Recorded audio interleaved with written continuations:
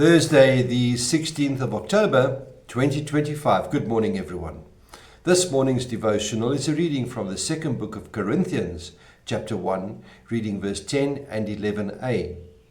And they read, "He has delivered us from such a deadly peril, and he will deliver us.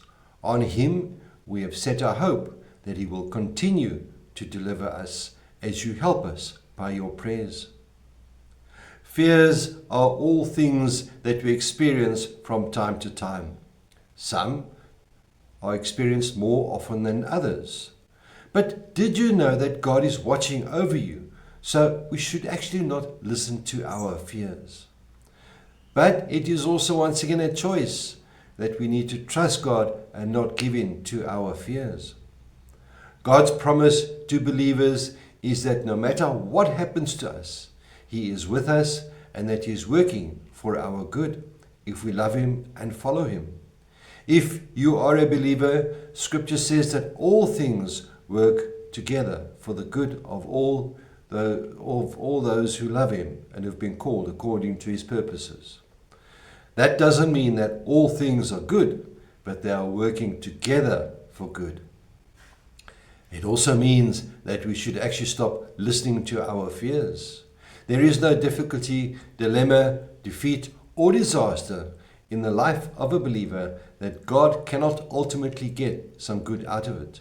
I'm thinking here of Joseph in the book of Genesis, where he was sold into slavery by his brothers, how he landed up in jail because of Potiphar's wife, because he wouldn't sleep with her, and how he rose in the kingdom of Pharaoh, and how he rescued the Israelites from a famine, and so the Exodus begins from there.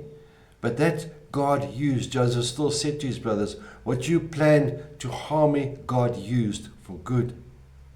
So we have no need to fear the future.